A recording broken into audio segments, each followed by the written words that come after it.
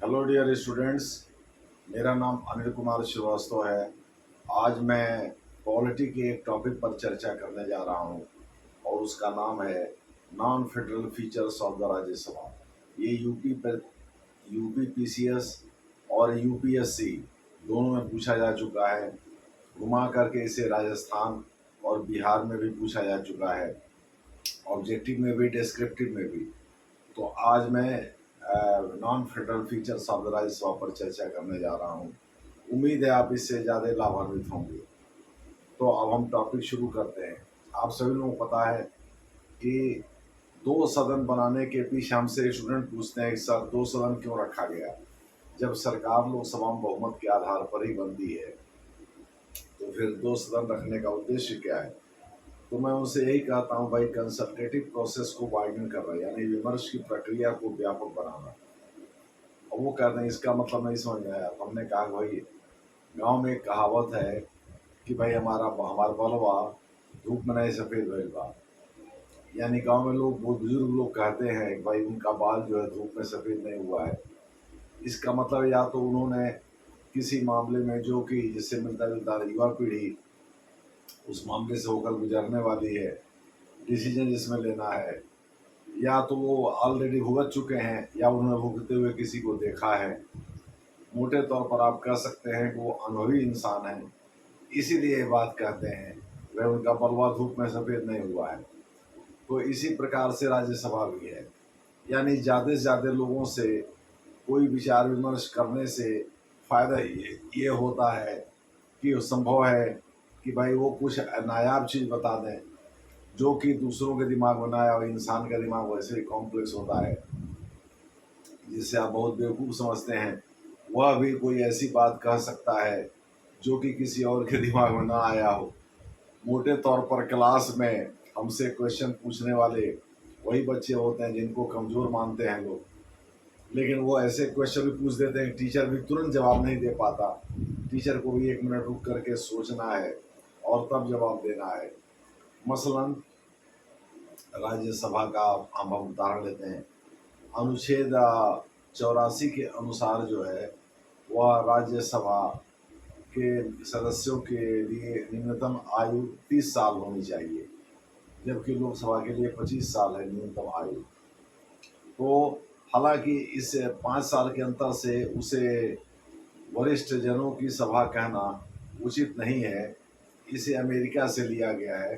America के senate को माना जाता है most powerful house in the world, यानी विश्व में, विश्व का नहीं, क्योंकि वो केवल अमेरिका का है, विश्व का तो है नहीं। तो विश्व में सबसे ताकतवर उपरले सदन सीनेट को ही माना जाता है और उसकी तर्ज पर दुनिया के तमाम देशों ने ऊपरी सदन का निर्माण किया है। एक्चुअली ये परामर्शदायी संस्था के रूप में की गई है, यानी इसको, इसके विमर्श को तरजीह दिया जाए। इस वजह से धन विधेयक को छोड़कर शेष अन्य विधेयकों पर इसकी राय उतनी ही है, उतना ही महत्व रखती है जितने की लोकसभा की। दूसरा कारण है, माने दो ही कारण हैं कि हाउस ऑफ रिप्रेजेंटेटिव यानी लोकसभा जिसको कहते हैं हम लोग, पॉपुलर हाउस भी कहते हैं, फर्स्ट चैम्बर भी कहते हैं, इसमें तो सीधे जनता अपने प्रतिनिधियों का चुनाव करती है। लेकिन भारत एक फेडरेशन, एक संघ है और ऐसी दशा में भारत में टेरिटरी यानी जो अनबोलता चीज़ है, जो बोल नहीं सकता, यानी टेरिटरी का भी, यानी क्षेत्र का भी रिप्रेजेंटेशन, प्रतिनिधित्व होना चाहिए। तो प्रतिनिधित्व करेगा कौन? करेंगे तो इंसान ही, बोलने वाले लोग करेंगे और वो इंटैक्ट रहेगा। ऐसा है, भारत का सीमा क्षेत्र तो बदलता नहीं है। ऐसा था नहीं उसने चीन का कुछ हिस्सा मिला लिया, पाकिस्तान का कुछ हिस्सा मिला लिया। अरे अभी तो पाकिस्तान और चीन ही भारत का छीन के ले गए हैं। वो आ भी जाए तो भारत में क्षेत्र के हिसाब से जो सीटें तय हैं उनकी संख्या नहीं बदलेगी। यानी राज्यसभा यानी ऊपरले सदन में 250 अधिकतम सीटें हो सकती हैं, 250 सीटें ही रहेंगी। चाहे पीओके पाकिस्तान ऑक्युपाइड कश्मीर आ जाए, चाहे अक्सई चीन आ जाए भारत में, उससे फर्क नहीं पड़ता है, क्योंकि ये भारत के ही हिस्सा है जिसको पड़ोसी देशों ने कब्जा लिया है। खैर, अब हम आते हैं कि नॉन फेडरल फीचर्स राज्यसभा के क्या क्या है। राज्यसभा के बारे में डिटेल बात अनुच्छेद 80 में कही गई है, 80 में, ठीक है, जिसमें इसके कंपोजिशन संबंधी विशेष करके चर्चा है, किन किन लोगों से मिल करके बनेगी। अब 12 मनोनीत सदस्य इसमें क्यों होते हैं ये भी रीजन जान लीजिए। डॉक्टर राजा रमन्ना, जिनको कि 1974 18 मई 1974 को जो पहला पोखरण परमाणु परीक्षण किया था श्रीमती इंदिरा गांधी ने कराया था, उसका जनक माना जाता है डॉक्टर राजा रमन्ना को। और डॉक्टर राजा रमन्ना एक यंग साइंटिस्ट के रूप में और भी बहुत सारे कंट्रीब्यूशन किए हैं अर्थ साइंसेज वगैरह के क्षेत्र में। तो विश्वनाथ प्रताप सिंह उनको मंत्री बनाना चाहते, विज्ञान और प्रौद्योगिकी का ही मंत्री बनाना चाहते थे। तो डेमोक्रेसी में भाई मंत्री का पद तो सर्वोच्च होता ही है। तो ऐसी दशा में वो राज्य स्तर के मंत्री उन्होंने साइंस एंड टेक्नोलॉजी में नियुक्त किया, लेकिन उसके लिए उन्होंने राज्यसभा में जो 12 सदस्य मनोनीत करता है प्रेसिडेंट, उससे किया। उसमें आपको पता ही है 4 क्षेत्रों में, चाहे वो साइंस के क्षेत्र में, चाहे कला के क्षेत्र में, चाहे साहित्य के क्षेत्र में, उन्होंने नाम किया, या लोक सेवा, पहला लोक सेवा ही है, लोक सेवा के क्षेत्र में नाम किया हो। और लोक सेवा के तहत ही बहुत सारे लोगों का मनोनयन होता रहता है राज्यसभा में। अब जैसे ये बीजेपी इसमें सत्तारूढ़ है और चूंकि सरकार की सिफारिश पर ही राष्ट्रपति करता है, तो ऐसी दशा में बीजेपी कहा जा रहा है कि अभी 6 सीटें खाली हैं, 6 ही लोगों का मनोनयन। सुब्रमण्यम स्वामी भी तो इसके पहले मनोनीत ही राज्यसभा सदस्य थे। सिद्धू थे जो कि छिटक करके कांग्रेस में चले गए थे। खैर, तो बीजेपी वहाँ सीटें भर सकती है अपने चहेतों से, अपने फेवरेट से। तो इस प्रकार से ये इसीलिए व्यवस्था की गई है ताकि काबिल लोग को जरूरत है चुनाव जीत ही जाए वो। तो मैंने अब जनता जैसे कही कौन है राजा रमन्ना जी, अब जैसे TN चतुर्वेदी 2 राज्यों के गवर्नर रह चुके थे, कैग रह चुके थे, सीनियर IAS अधिकारी बेचारे, वो चले गए नैनीताल में एक जगह चुनाव लड़ने अकबर अहमद डम्पी के खिलाफ। तो वो चुनाव बुरी तरह हार गए, 4-4.5 लाख मतों से हार गए थे। मोटे तौर पर ये कहना, इतने बिग पर्सनैलिटी होने के बावजूद भी वो चुनाव हार गए थे। लोग पूछ रहे TN चतुर्वेदी कौन है भाई, तो वहाँ तो ये है कि भाई अब हमारे यहाँ जैसे कोऑपरेटिव बैंक का एक संतरी था, वो सबके यहाँ न्योता हकारी जाता, भले 25 रुपया का न्योता करे लेकिन ज़्यादा सबके यहाँ था। तो लोग कहते थे अरे भाई बहुत बढ़िया नेता है, सबके यहाँ आते हैं, देखिए बाबू बहुत बढ़िया आदमी है। और वो अब फॉर्चूनर रखे हुए थे, यानी लोगों का ही पैसा, वो संतरी था सोचिए कोऑपरेटिव बैंक पर। और बाद में जब बीजेपी के टिकट पर वो विधायक बन गया, तो 1 महीना बाद ही उसने फॉर्चूनर गाड़ी कसवा लिया, जो कि आज की डेट में उसका टॉप मॉडल हमको लग रहा है 50 लाख से ऊपर का ही होगा। यानी उस समय भी टॉप मॉडल हमको लग रहा है 35 लाख के करीब आता था। तो मोटे तौर पर आप कह सकते हैं कि लोग उसी को वोट देते हैं जो उनके बीच में रहे, जो उनके बीच में ना रहे, जिसका नाम वो नहीं जानते, उसको वोट नहीं देते हैं। तो हमारे यहाँ जो चुनाव जीता था वो लोगों के बीच में रहता था और लोग उसको जानते थे। कहा ना कि भाई न्योता हकारी जरूर करता था, भले 25 रुपया, एक्सेसिबल था, सबसे मिल लेता था, सबकी उस तक पहुँच थी, इसीलिए लोग उसको बहुत बढ़िया नेता मानते थे।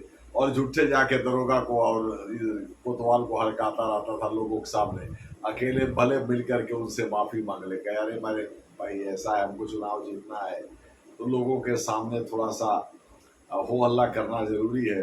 इसी प्रकार से हमारे एक किसान नेता थे जो समाजवादी पार्टी में राज्य स्तर के मंत्री भी रहे लंबे समय तक, वो गाड़ीवानों को जुटा करके बोलते अरे भैया चलो थोड़ा सा धरना प्रदर्शन है, और धरना प्रदर्शन करते थे। बाद में लोकल स्तर पर विधायक चुन लिए गए। चूँकि इससे अखबारों में चीज़ें निकलती हैं तो लोग उनका नाम जानने लगते हैं, हाईलाइट होते हैं। तो और इसके बाद वो चुनाव जीते तो उनको मंत्री बना दिया राज्य स्तर का। तो मोटे तौर पर आप कह सकते हैं यानी वो किसानों के नेता हो गए। और वो तो दरोगा वरोगा को या उनके भाई दरोगा वरोगा खुल करके गाली देते थे। तो इस प्रकार से लोगों का अहम तुष्ट होता था। लोग सबसे ज़्यादा पीड़ित सरकारी इन्हीं अधिकारियों से होते हैं। तो लोग चलो भाई बड़ा अच्छा हुआ, जैसे हमारे यहाँ एक माफिया था, वो मुझे उखाड़ लेता था दरोगा का। तो वो इस वजह से कि भाई लोगों को लगता था कि भाई चलो ठीक है, ये दरोगा जी हमको बहुत गरियाते थे और बहुत मारते थे, बढ़िया हुआ इनका मुंह उखाड़ लिया तो माफिया हीरो हो गया। तो हीरो की इमेज इसी तरह से माफियाओं ने बनाई भी और वो चुनाव जीतते चले गए। पहले ये काम वो नेताओं के लिए किया करते थे, यानी व्हाइट कॉलर लोगों के लिए। जब उन्होंने देखा कि भाई व्हाइट कॉलर लोग हम ही हमारे ही सहयोग से चुनाव जीते हैं, तो क्यों ना वो कमवा हम खुदे करें, तो ये सब खुदे नेता बन गए। इसी लोकप्रियता एक अलग का पैमाना है, वो अलग के पैमाने पर देखा जाता है। तो टी एन चतुर्वेदी साहब अकबर अहमद नकवी के विरुद्ध नैनीताल से चुनाव लड़े थे और बुरी तरह हार गए थे। तो ये बहुत पहले की बात है, राजीव गांधी के समय की बात है। ठीक है, तो इस प्रकार से मोटे तौर पर आप कह सकते हैं कि आ, ये जो नेता होते हैं ये लोकप्रियता के आधार पर चुनाव जीतते हैं और चुनाव हारते हैं। इस वजह से 12 लोगों के मनोनयन की व्यवस्था की गई कि कोई जरूरी नहीं कि आप बहुत काबिल हैं, डॉक्टर राजा रमन्ना है तो आप चुनाव जीते ही जाएं। तो वीपी सिंह ने इनको मनोनीत करवा दिया और फिर इन्हें राज्य स्तर का मंत्री बना दिया। आपको पता ही है अनुच्छेद 75(5) के अनुसार केंद्र में वही व्यक्ति मंत्री रह सकता है 6 महीना से आगे जो संसद के दोनों सदनों में किसी का मेम्बरान हो। ये तो कॉन्स्टिट्यूशनल मॉरलिटी का सवाल है, भाई 6 महीना पूरा होते आप रिजाइन कर दे, दोबारा मंत्री फिर मत बनिए। लेकिन आज की डेट में नैतिकता नैतिकता सब किनारे रख दिए नेतृत्व सब और ताक पर रख दिए हैं सब। और मान लीजिए 6 महीना पूरा हुआ, रिजाइन कर दिए और फिर 2 दिन बाद शपथ ले लिए, वो तो प्रधानमंत्री का विशेष अधिकार है, तो जब शपथ लेंगे तो वहां से जोड़ा जाएगा फिर 6 महीना। इस तरह से करके 2-3 राउंड आप मंत्री रह गए तो आपने कोलिशन धर्म भी निभा दिया, प्रधानमंत्री के वफादार भी बने रहे दूसरी पार्टी के होते हुए भी, और इस प्रकार से आप अपने भी मलाई काटते रहे मंत्री बन करके। तो खैर मोटे तौर पर हमको ये कहना है कि ये व्यवस्था जो है इसी वजह से की गई 12 लोगों के मनोनयन की, कि भाई ऐसा है कि जो काबिल लोग हैं वो कोई ज़रूरी नहीं है कि वो लोकप्रिय चुनाव जीत सकें, लोकसभा से चुन करके आ ही जाए या राज्यसभा में ही चुने जाए, और इस वजह से फिर मंत्री बनना उनके लिए मुश्किल हो जाएगा। तो लगातार वो मंत्री रह सकें इसलिए ज़रूरी है कि मनोनयन के माध्यम से उनको राज्यसभा में लाया जाए। जनरली सरकार की सिफारिश पर ही राष्ट्रपति ये फैसला लेता भी है। तो मोटे तौर पर जिसकी सरकार रहती है उसी का कोई आदमी या उसी का कोई फेवरेट जो है वो राज्यसभा का सदस्य बनता है। खैर, तो आपको मैंने बता दिया अनुच्छेद 80 में इन सब की व्यवस्था की गई, सब के बारे में बात कही गई है, कंपोजिशन पूरा डिस्कस किया गया है। ठीक है, आपको बता दें 81 लोकसभा संबंधित है, 82 परिसीमन से संबंधित है, जिससे सीटों का या कॉन्स्टिट्यूंसी का निर्धारण होता है। खैर उसके बारे में हम आगे आगे चर्चा करेंगे। तो अब भारत में राज्यसभा के गैर परिसंघीय लक्षण में जिन चीज़ों को हम रख सकते हैं उसमें ये पहली बात, भाई जब टेरिटरी का रिप्रेजेंटेशन कर रहे हो तो टेरिटरी बड़ा हो या छोटा उससे क्या फर्क। टेरिटरी टेरिटरी है, जैसे अमेरिका में राज्य चाहे डेलवेयर हो, चाहे वो टेक्सास हो, चाहे वो ओरेगांव हो, चाहे वो मेन हो, माने छोटा छोटा राज्य हो या बड़ा से बड़ा न्यूयॉर्क और कैलिफोर्निया हो। टेक्सास, न्यूयॉर्क, कैलिफोर्निया ये बड़े राज्य हैं अमेरिका के। ठीक है, मेन वगैरह बहुत छोटे राज्य हैं, ओरेगांव या अन्य जो है डेलवेयर वगैरह छोटे राज्य हैं। तो इस प्रकार से मोटे तौर पर आप कह सकते हैं कि अमेरिका में जो कंप्लीट संघीय ढांचा है उस तरह से भारत ने अपनाया नहीं है। उसका कारण ये है कि वहाँ टेरिटरी का रिप्रेजेंटेशन रियली सीनेट में होता है, लेकिन हमारे यहाँ जनसंख्या का ही रिप्रेजेंटेशन होता है। उदाहरण के लिए उत्तर प्रदेश की जनसंख्या ज़्यादा है तो वहाँ से 31 लोग चुन करके जाते हैं राज्यसभा में, और सिक्किम की जनसंख्या कम है तो वहाँ से एक ही आदमी चुन करके जाता है राज्यसभा में। यानी जबकि होना ये चाहिए था कि भाई सिक्किम भी एक स्वतंत्र राज्य है और उत्तर प्रदेश भी एक स्वतंत्र राज्य है, यानी ऑटोनोमस स्टेट, वो भी ऑटोनोमस स्टेट ये भी है, ऑटोनॉमी राज्यों को मिली हुई है, तभी तो उनके विषय अलग हैं। तो ऐसी दशा में दोनों जगह से बराबर लोग जाने चाहिए थे राज्यसभा में, लेकिन ऐसा नहीं होता है। भारत में जो राज्यसभा की 250 सीटें उसमें अलग अलग राज्यों का अलग अलग रिप्रेजेंटेशन है। और राज्यसभा को रखा क्यों गया है, कंसल्टेटिव प्रोसेस को वाइडन करने के लिए एक लाइन का जवाब है, यानी विमर्श की प्रक्रिया को और व्यापक बनाने के लिए रखा गया है। जो कि आपको भी जानना चाहिए। खैर,